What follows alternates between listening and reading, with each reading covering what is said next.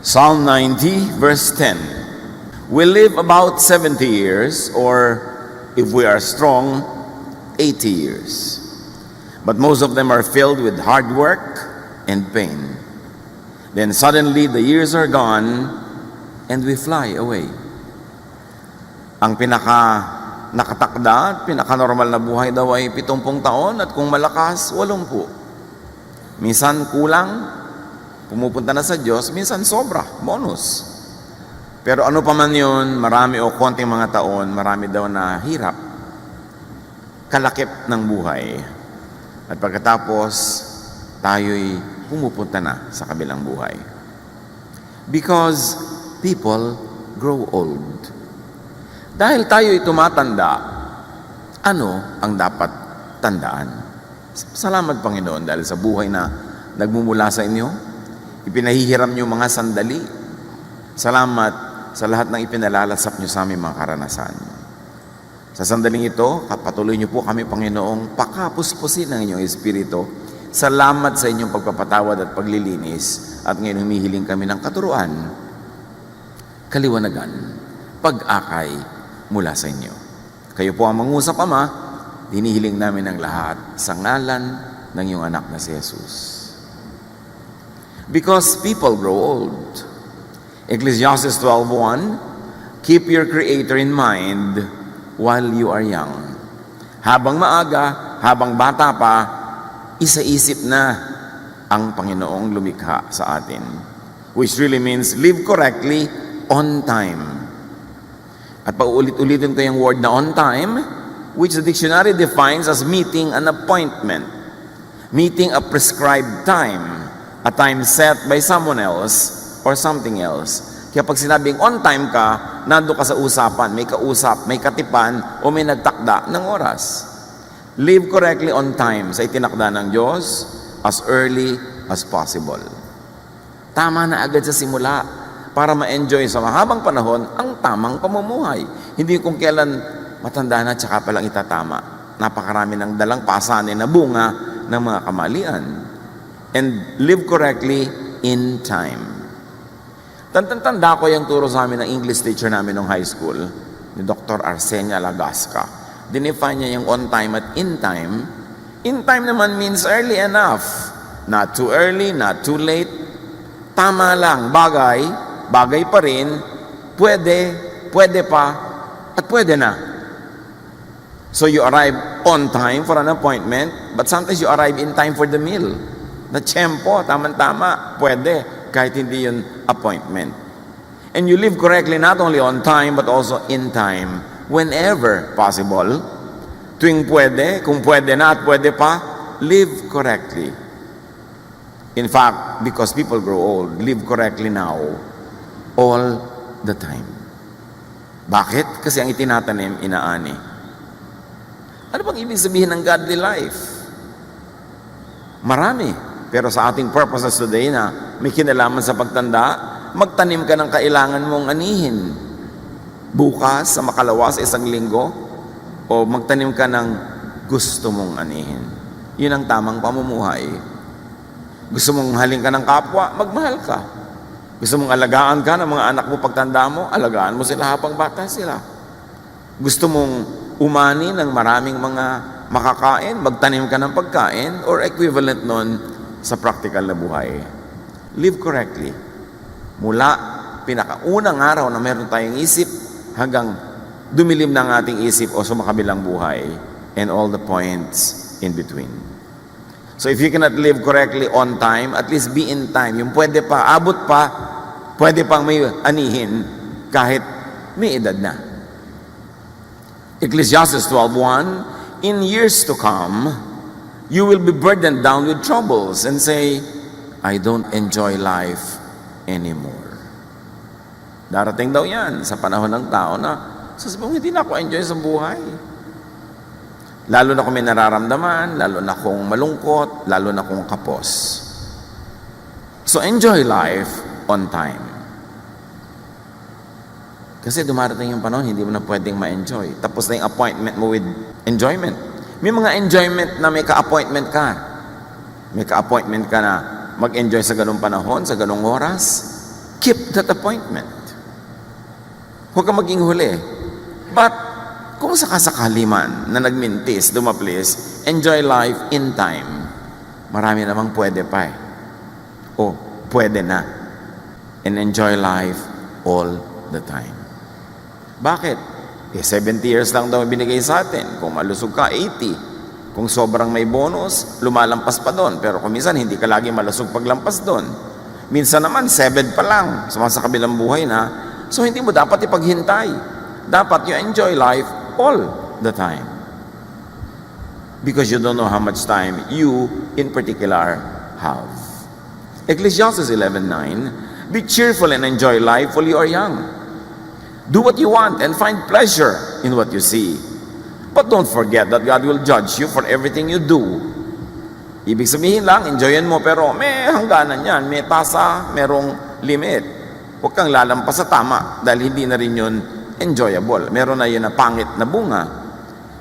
And when Ecclesiastes says God will judge you, hindi lang yung negative na paparusahan ka pag nagkamali ka, kundi tatanungin ka rin ng Diyos, sinulit mo ba ang buhay mo? May judgment din nun. May panahong dapat ka mag-enjoy, hindi ka nag-enjoy, sinayang mo yung bigay ko sa iyo na lakas, yung kakayahan mag-enjoy, sinayang mo ang gift ko.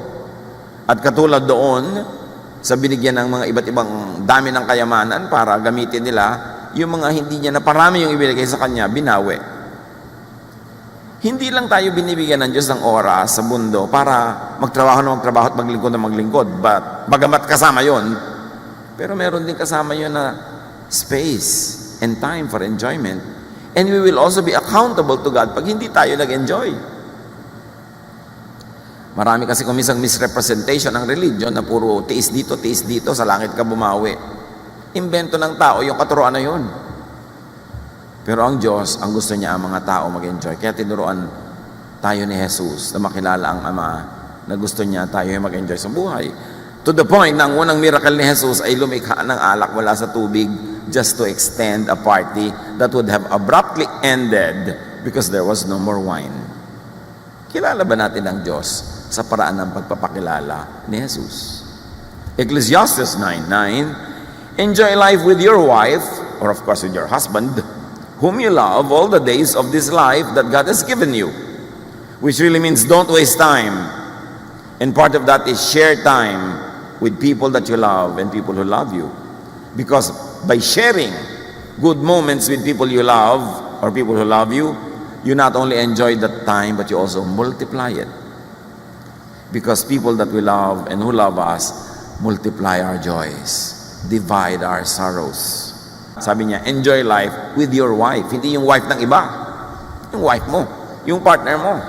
For this is your lot in life and in your toilsome labor under the sun. Don't default on this.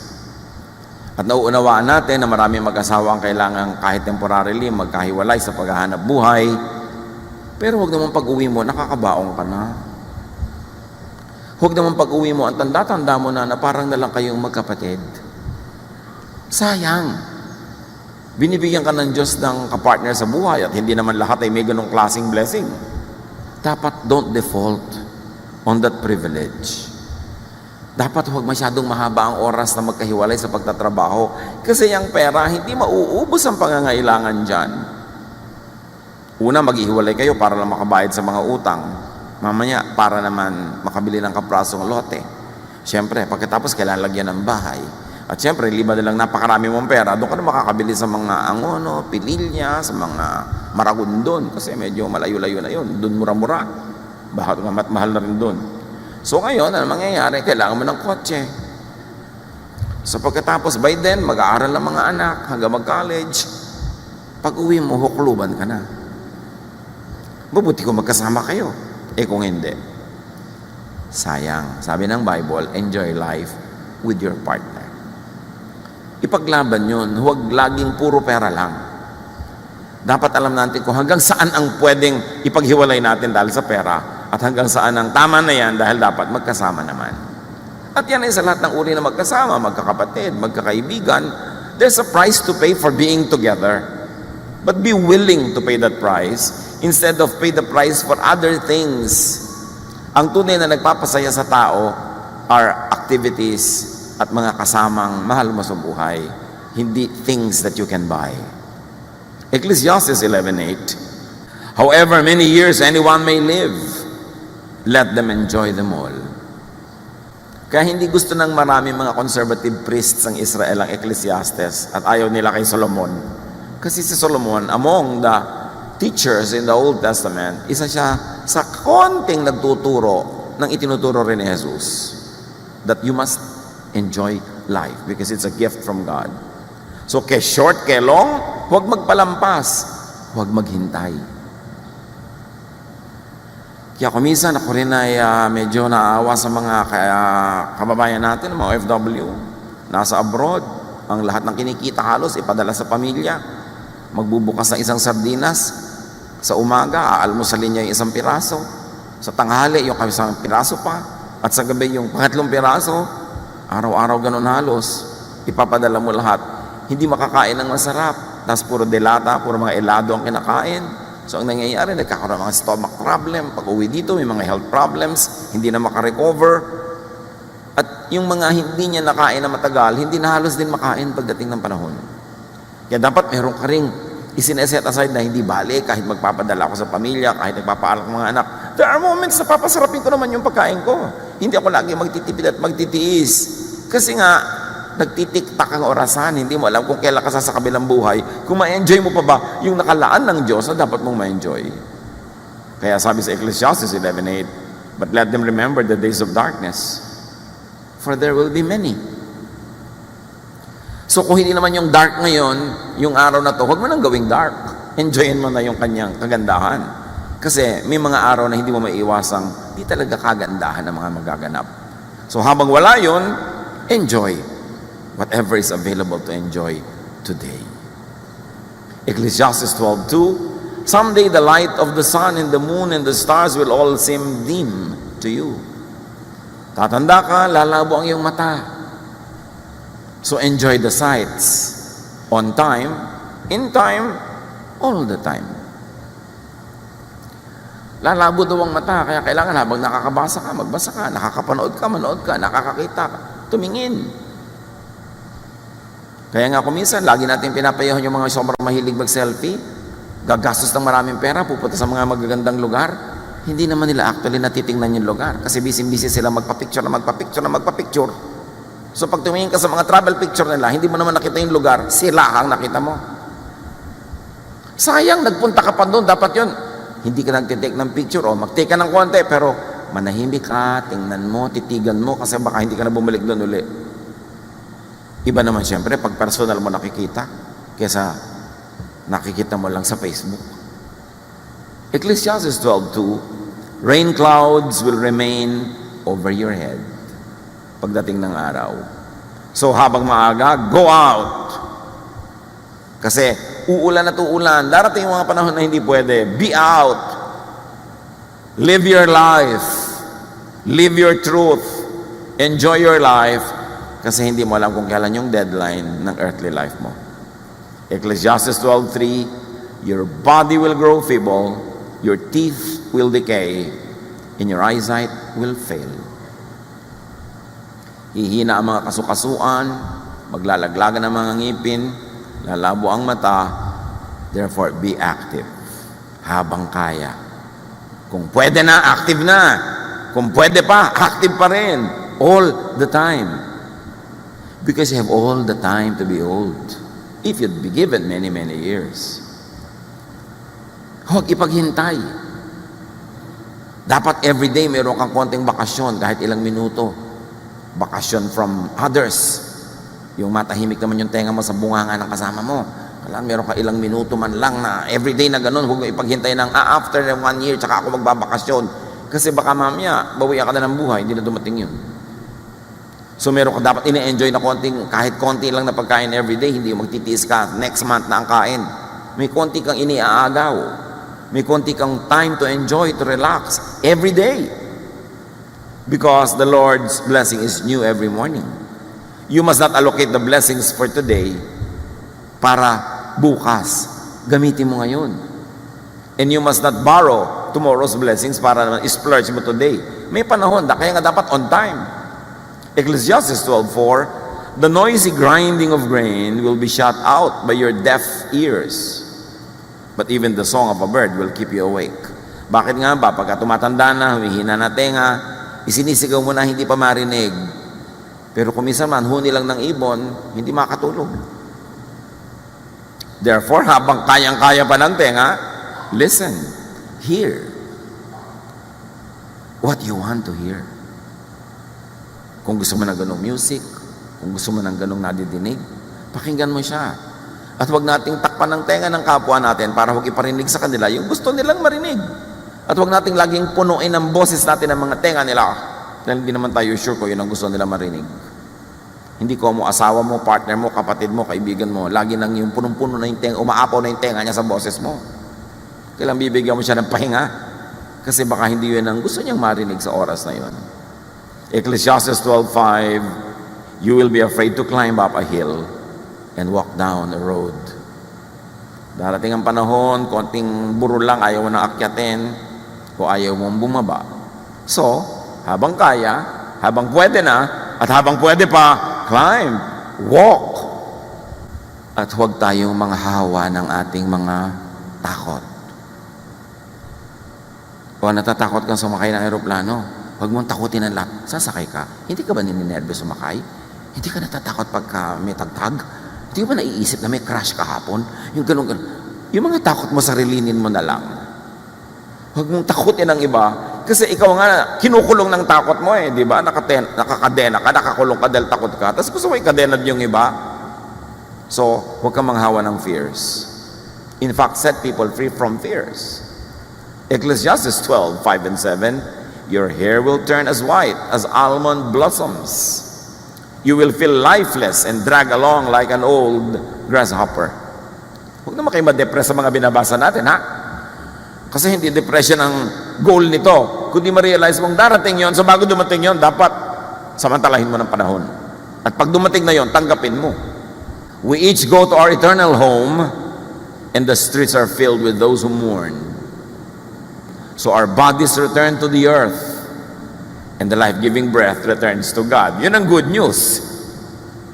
Igugupo ang katawan mo, huhina, para bumalik sa lupa. Pero may namang good news yan eh. Yung spirito mo naman, babalik sa Diyos. Tiyakin mo lang, bago mo isole yung katawan mo sa lupa, sulit. Hindi mo nagamit yung katawan mo dahil puro espiritu lang inisip mo. Puro sa kabilang buhay, nandito ka pa. Pag nandito ka, nandito ka. Pag sumakabilang buhay ka, sumakabilang buhay ka. Heaven can wait. And you have all the time for eternal life. And it is so long. So dapat yung buhay dito, buhayin. Because you will not be in your body again. You will not have your physical body for long. You will not always be physical. Because a time will come and you will just be a spirit. So live in the body all the time. Basta pwede na at hanggang pwede pa. Kaya on time and in time. In other words, get physical. Sobrang dinidemonize sa mga religious people yung to get physical. Kung ayaw ng Diyos ng katawan, ba tayo binigyan? Di dapat lumulutang-lutang lang tayo na para mausok-usok. Binigay sa'yo ng Diyos yan. Alam ng Diyos ang ginagawa niya. Huwag mong sayangin, huwag mo aksayahin. Enjoy and engage the senses. Binigyan ka ng mata para makakita, hindi para ipikit. Tenga para makarinig. Ng panlasa para kumain. Binigyan ka ng katawan para isayaw, ilundag, umakyat, maglambitin. Live life to the fullest and enjoy sensations because the senses are from God. Feel and be felt by those around you. Ecclesiastes 11:8 to 10, even if you live to a ripe old age, you should try to enjoy each day because darkness, meaning physical death, will come. Either your death or the death of other people. So while you are here, live. While they are here, live with them and let them be alive. Because darkness will come. And when darkness or death comes, we must not be possessed by regrets. Dapat ang nakasulat sa lapid na natin, sulit. Diba? Sulit. Diba? Talagang sulit. Talagang Ginawa niya ang lahat ng pwedeng gawin. Kaya sabi sa verse 10, rid yourself of all worry and pain, because the wonderful moments of youth quickly disappear. Huwag yung ang lagi mong iniisip yung mga alalahanin, mga nakakatakot, mga problema, magagalit ang Diyos. Konting-konti lang kinakagalit ng Diyos, yung hindi ka loving sa iba. Kung lalamang ka, gumagawa ka na masama sa iba, yun. Pero nag-enjoy ka, bakit magagalit ang Diyos? Uy, laki-laki naman ang leche plan sa halo-halo mo, magagalit si Papa Jesus. Yung mga tao, lagi ang tingin na lamang sila sa Diyos, lagi na lang magagalitin. Do not rob the youth of their youth. Mga matatanda, yung mga youth, hayaan nyo maging youth. Huwag nyo sila itulad sa inyo kasi matanda na kayo, sila hindi pa. Huwag nyo pilitin sila na kumilos na parang kayo, kaya nga kayo mahinin, hindi naman dahil mahinin, may rayuma kasi. Di ba? Nung mga bata pa kayo, hindi ba rin kayo magagaslaw ng konti? Yung lagi pag may masaya, pinandidilatan, pag may malakas tumawa, pinandidilatan. Pagka may kasamang BF, galit na galit ang mga titang old maid, ano inggit? Ayaw nyo mag-enjoy ang mga bata, itutulad nyo sa inyo. Siyempre, dapat merong bodo, merong iniingatan, merong hangganan, pero huwag sobrang pigil. Kasi hindi naman sila bata matagal eh. Sandali lang. Sandali lang. Pag lumampas, kaya tuloy ang tanda na, doon nagbabata-bataan. Kasi bumabawi. Do not fast forward old age because you have all the time to be old. Meron pa, huy, ang tanda mo na, ba't ganyan ang suot mo? Kailan ko pa isusuot sa burol? Hindi ko na nga naisuot nun, hindi ko pa isusuot ngayon. Pipigilan mo pa ako. Puro tayo pigilan ng pigilan. Ba't nga ba? Anong culture yon? So prepare for and address senior issues like illness because it will happen 99% of the time. Therefore, as early as possible, live as healthfully as you can. Alam na naman natin yung mga rules of nutrition, mga hindi mo dapat kainin, mga pwede mong kainin. Although may mga fringe issues. Tama ba ang kape? O maganda o pangit? Magkakaiba mga points of view. So pakinggan mo yung katawan mo. Yung mga experts hindi nagkakasundo. Di ang pakinggan mo yung katawan mo. Ano bang ginagawa sa'yo ng kinakain mo, ng iniinom mo? Proverbs 25:16, eating too much honey can make you sick. Which really should be expanded to a meaning that having too much of anything good or having too little of needful things could be harmful. 1 Timothy 5:23, stop drinking only water. Take a little wine to help your stomach trouble and the other illnesses you always have. Tapos dinidemonize naman ng mga relihiyosong wine. First miracle nga ni Jesus, wine eh. Lalayo ka pa. Huwag ka lang siyempre magpasuray-suray na lasing dyan na hinahabol mo na lahat ng tao. Pero yung sabi niya, stop drinking only water. Minsan helpful na meron ka ibang iniinom tulad ng wine. Bakit nga ba minamasama? Lord Supper naman, wine. Dapat nating reviewin yung mga values natin, yung mga inilagay na kadena ng mga relihiyon at mga lolo't lola sa utak natin. Kung hindi kailangan at hindi sinabi ni Jesus, lagutin so that you will enjoy life bago ito mabawi o bago ka humina. And yung mga bata-bata pa dyan, help seniors prepare for and address senior issues. In other words, kung ikaw ay anak, ikaw ay apo, ikaw ay pamangkin, may aalagaan kang tumatanda na, live healthful lifestyles. Turuan natin sila tulungan to live their lives to be healthful at ang atin din. Kasi anak, under normal circumstances, dapat ilibing mo ang iyong magulang, hindi ikaw nilibing. Masakit maglibing kahit na sino, pero yung normal dapat, ingatan mo ang buhay mo kung hindi ka careful, ang aga-aga mo namatay, yung magulang mo pa maglilibing sa'yo. Unfair.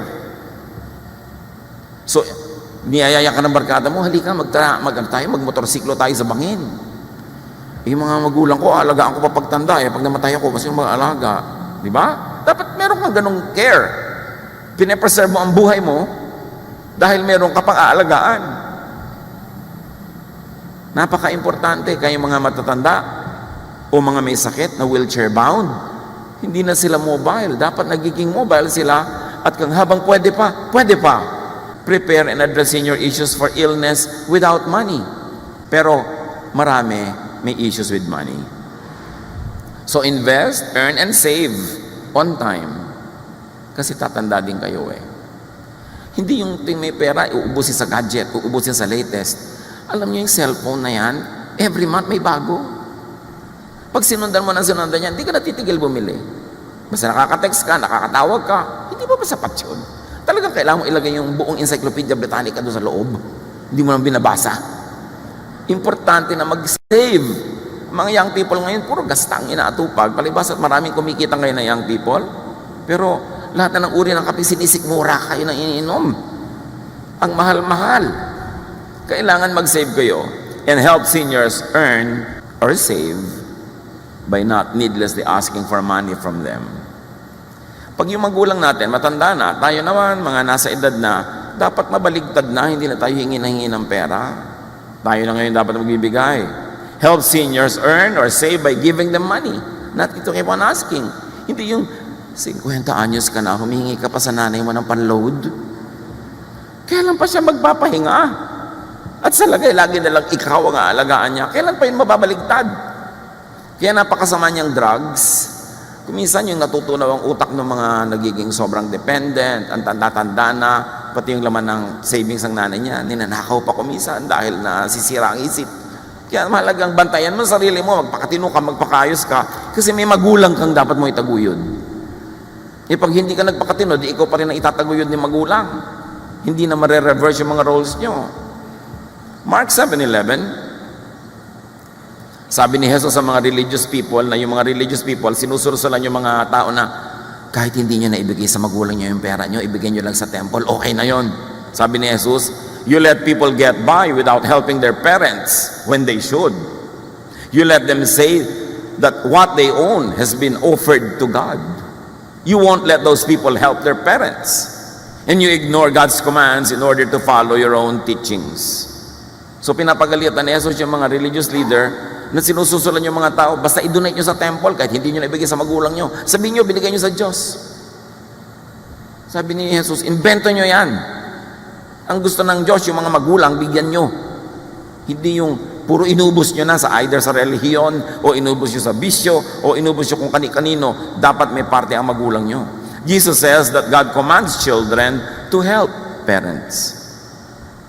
Tatandaan nyo mga anak, ang pang-parents, pang-parents. Sabi yun ni Jesus, ang pang-temple, ang pang-gimmick, pang-gimmick. Pero ang pang-parents, hindi dapat yan nabubura. Kahit mag-asawa ka pa, magkaanak ka, nandyan yung magulang mo, hindi siya dapat nabubura sa listahan ng mga bibigyan mo. And parents also should do the same. Kasi may mga magulang naman na hindi naman nagiging mabuting magulang. Yung pera nila, pang kanila lang. Hindi nila buhayin yung mga anak nila. Inuubos sila sa sarili nilang mga lakad, sarili mga bisyo.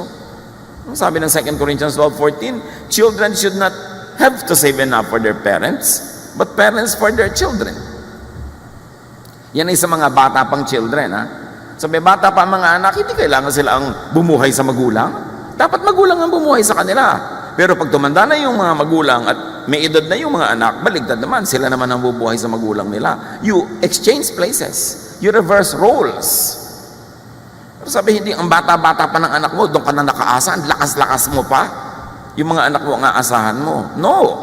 Dapat ikaw ang magtaguyod sa kanila. At pag mahina ka na, sila naman ang magtataguyod sa iyo.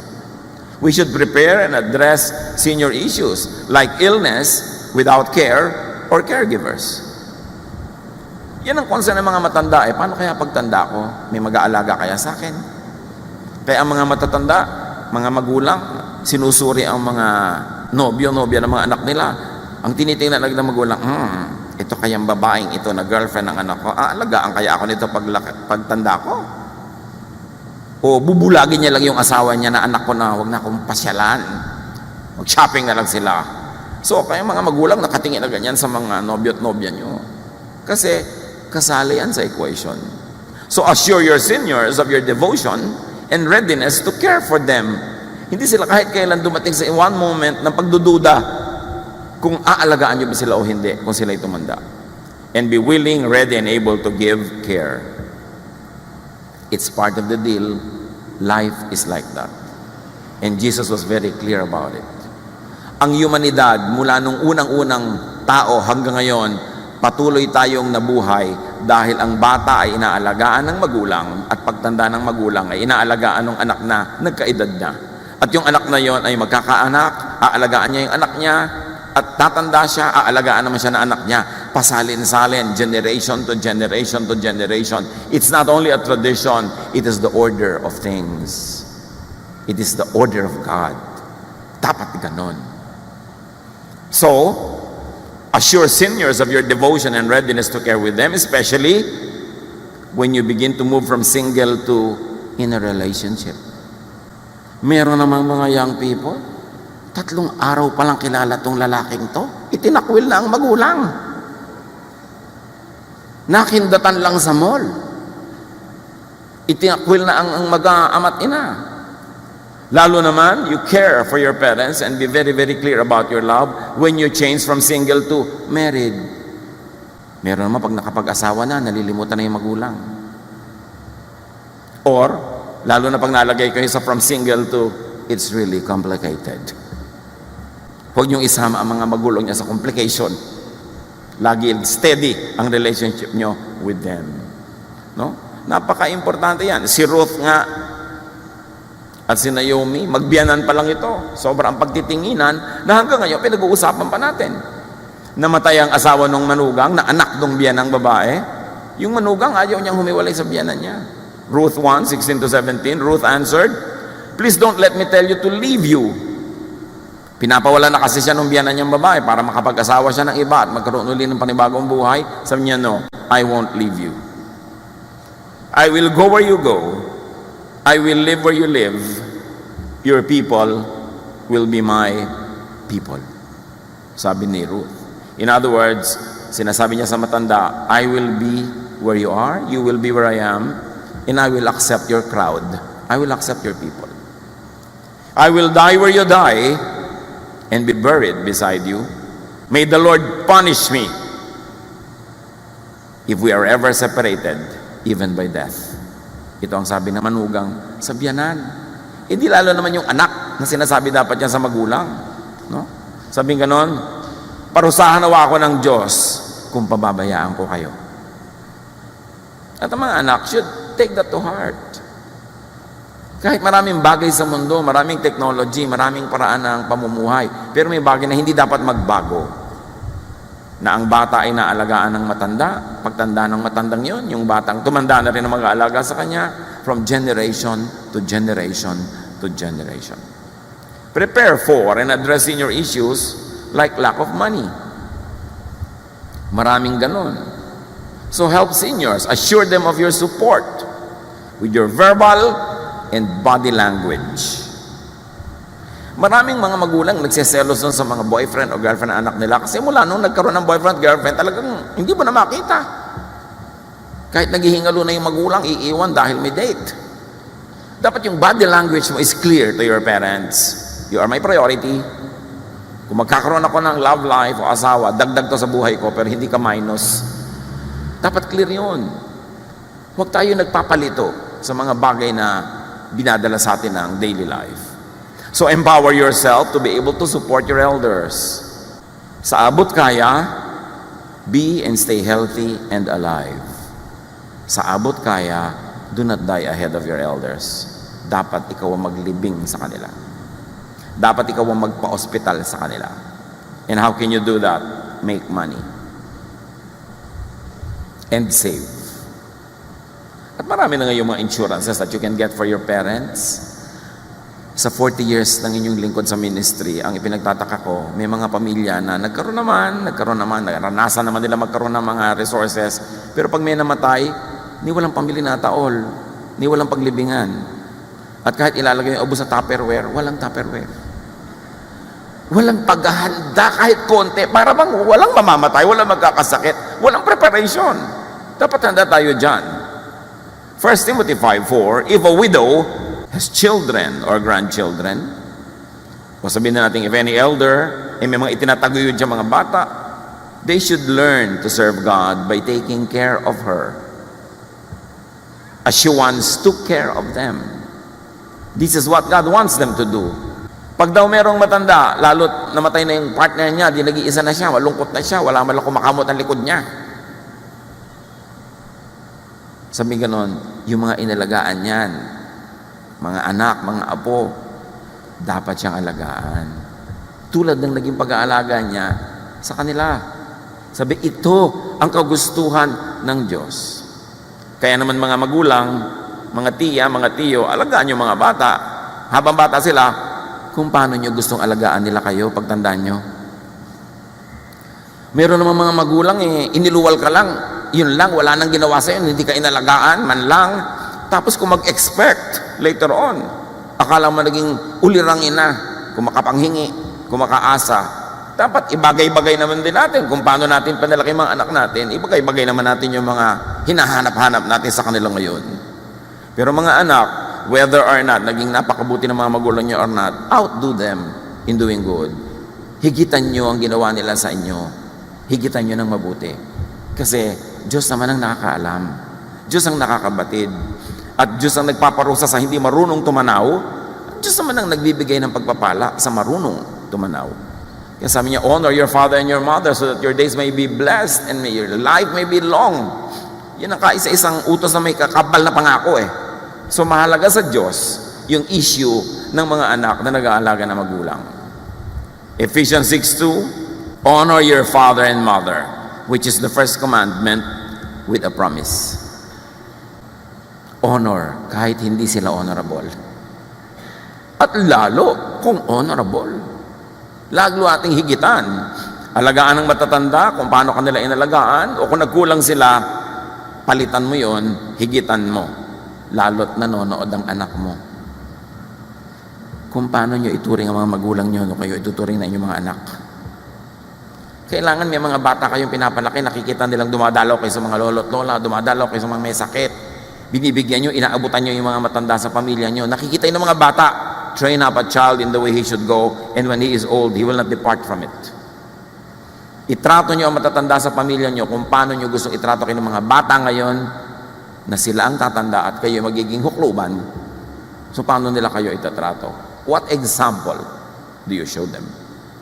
Prepare for and address senior issues like aloneness and loneliness. Huwag iwan-iwanan ng mga matanda, ay mapapagod lang po kayo, dito na po kayo sa bahay. Actually, ay mo lang mapagod ang bagal-bagal niyang kasama. Di ba? Kailangan isama ang matatanda, no? Isama sa mga lakaran, no? Huwag gawin taong bahay. At lalong-lalo na, huwag niyo namang obligahin na mag-alaga ng mga apo nila. Inalagaan kayo ng magulang niyo, sapat na yon. Hindi sila dapat tagapag-alaga ng mga anak niyo. Liban na lang, nagvo-volunteer sila at nag-enjoy. Pero huwag niyong gawing tungkulin nila yon. Hindi nila yon tungkulin. Tungkulin niyo yon kung may anak na kayo. So seniors and seniors to be, mahalaga naman, keep making new relationships. Alam mong matanda ka na pagka ang dami mo nang pinupuntahang libing. Dati mga reunion ang pinupuntahan mo, ngayon nakikita-kita kayo sa mga lamay. Then alam mo umiedad ka na. Wala tayong magagawa tungkol doon, dapat tanggapin yun. But make new friends. Isa-isang nauubos yung mga dati nating friends, you should make new friends, kahit with young people. Huwag natin ikulong yung sarili natin sa mga dati lang natin nakasanayan na friends. Dahil habang buhay pa tayo, magandang may friends. Psalm 71:9, don't throw me aside when I am old. Don't desert me when my strength is gone. It is actually a prayer, but it would also be a message to everyone around us. Si David, nung tumanda na, maski hari, may mga pangangailangan. 1 Kings 1:1-4. King David was now an old man, and he always felt cold, even under a lot of blankets. His officials said, Your Majesty, we will look for a young woman to take care of you. She can lie down beside you and keep you warm. They brought her to David, and she took care of him.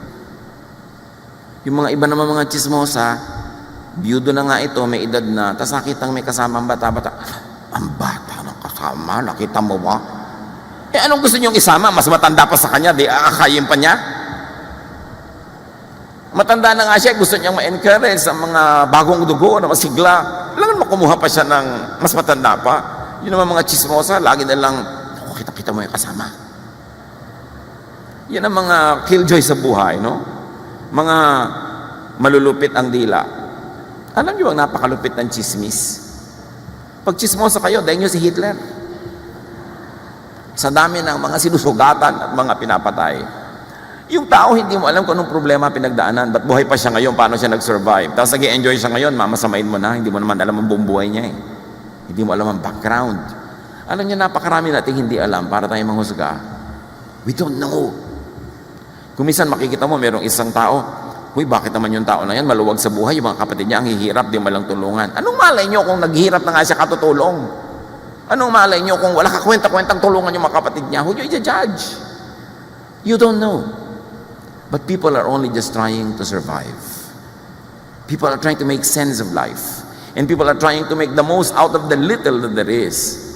So help by assuring seniors of your presence, by providing seniors with your presence. O kung hindi nyo sinasamahan ang mga nanay nyo, mga tatay nyo, ibilin nyo ng kasama. Ikuha nyo ng caregiver. Sabihin nyo, nanay, manood po kayo ng sine, libre naman ng senior, o etong kasama nyo, libre nyo na rin. Pag nilibre ko na, hindi ko kayo pwedeng samahan, pero eto, ganon. Pero huwag nyo silang bulukin sa bahay. John 21:18, I tell you for certain that when you were a young man, you dressed yourself and went wherever you wanted to go. But when you are old, you will hold out your hands, then others will wrap your belt around you and lead you where you don't want to go. So dapat hindi ganun ang mangyari. Kahit matanda na siya, kahit kayong gagastos, respect their wishes. Kung anong gusto nilang puntahan, sino gusto nilang kasama. Address senior issues like concern for the vulnerability and helplessness of their loved ones. Nakakakita ba kayo ng mga pelikula na mamamatay na yung matanda, naghihingalo na, nalalagot ang hininga, tapos sabi, teka, alagaan yung kapatid nyo. O magbibilin. Kasi concern ng isang matanda, yung iba niyang mahal sa buhay na talunan sa buhay, mga dehado. So, i-assure nyo sila sa abot ng inyong kaya na yung mahal nila na maiiwan, mamahalin nyo rin in their place. Tatangkilik nyo rin para tahimik sila. Genesis 37:3, Jacob loved Joseph more than he did any of his other sons because Joseph was born after Jacob was very old. So in other words, mas minahal nitong magulang yung anak na yun kasi ang tanda na niya nung isinilang si Joseph. Hindi na niya nabigyan ng first class care. So, nagme-makeup siya, binibigyan niya ng ganitong balabal, binibigyan niya ng care. Ganun talaga ang tao. So, mahal yung magulang nyo, mahalin nyo rin yung mga mahal nila. Para matahimik ang loob nila. Kung ikaw naman yung anak na laging inaalala o alalahanin, help seniors by strengthening yourself. Ang pinakamagandang regalong maibigay nyo sa magulang nyo ay yung hindi na nila kayo iniisip at inaalala. Kasi okay naman kayo.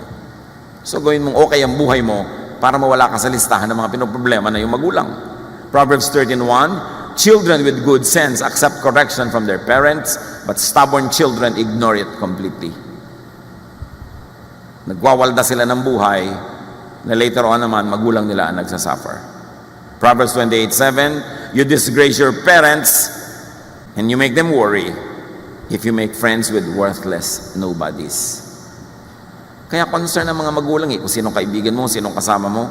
Kasi kung pahamak yung mga yan, mapapahamak ka. Kung mabuti sila, mapapabuti ka. So huwag ka dapat na-o-offend kung yung mga magulang mo, minsan, sinusukat at sinusuri yung mga kaibigan mo. Yun lang interest mo ang kanilang nasa isip niyan. Proverbs 29:3, if you love wisdom, your parents will be glad. But chasing after bad women or men will cost you and your parents everything. Your choice of jowa will directly affect your parents. So isip-isipin nyo kung sino yung jowa. Sabi ng matatanda, ano ba yung jowa? Nabibili po yun sa grocery. Ipagtanong nyo. Proverbs 28:24, if you cheat your parents and don't think it's wrong, you are a common thief. Sabi ni Jesus, give to Caesar what is Caesar's. Extend it. Give to nanay what is nanay's. And to boyfriend what is boyfriend's. Huwag nyo inaalis ang magulang nyo sa equation kahit sino man ang pumasok at lumabas sa buhay nyo. Kasi permanent ang relasyon nyo sa inyong magulang. Sa inyong mga sweetheart, hindi pa nga lagi Pahalagahan yun. Help seniors by assuring them of your willingness and ability to help those they care about. 1 Timothy 5:8, people who don't take care of their relatives, and especially their own families, have given up their faith. They are worse than someone who doesn't have faith in the Lord. Sino doong mas masahol pa sa walang pananalig sa Diyos? Yung pinapabayaan ang sariling pamilya. Seniors naman, siyempre, behave. Encourage the young people in your family to be very helpful and kind to you by behaving. Huwag umabuso. Yung iba naman, abuso na. Alam nyo naman na swelduhan lang yung anak nyo, kahit hindi pa 15 o katapusan, hingi na kayo ng hingi ng kung ano-ano. Ano siya? Magician. So dapat igalang din natin yung limitasyon ng ating mga anak. Huwag yung nagpapa-baby-baby tayo sobra na nagkakalubog-lubog na sila sa utang. Dapat lumagay sa lugar ang lahat. Tama ang kilos ng anak, tama ang kilos ng magulang, tama ang kilos ng mga biyanan, ng mga manugang. Yun ang peace on earth. And prepare and address your issues like death and afterlife. Prepare for yours and prepare for your parents, your elders' departure, their graduation. Mahalaga yun.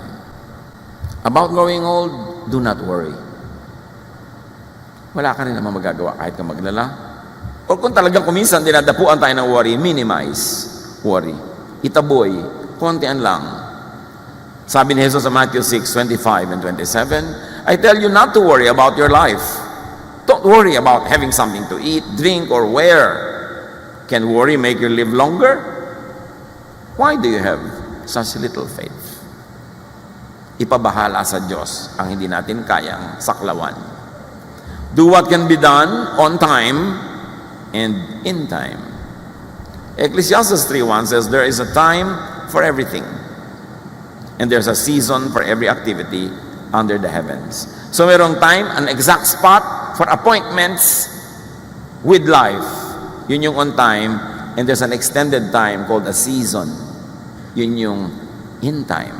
Pwede na, pwede pa rin. May mga exact, mayroong mga hindi exact. Pero may oras para sa lahat. Make preparations for and attend to your elders' golden years and to your own. Seek spiritual and emotional stability as early as possible so that you will enjoy a long life of stability, and seek financial security and independence as early as possible. Mahirap kung mawala sa hirap yung pamilya na iisa lang kumikita, lahat gumagastos. Dapat yung lahat ng members may kanya-kanyang paraan ng pagkita kahit konti-konti.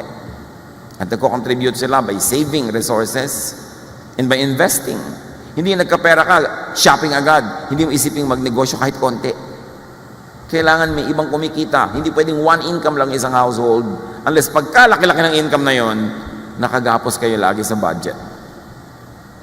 Yung lagi natin ipinagdiriwang na woman of Proverbs 31, because the woman of Proverbs 31 works hard and smart, makes good money, and she does good to her family and to her neighbors, to the needy, because she manages her life, her family well, she could be cheerful about the future.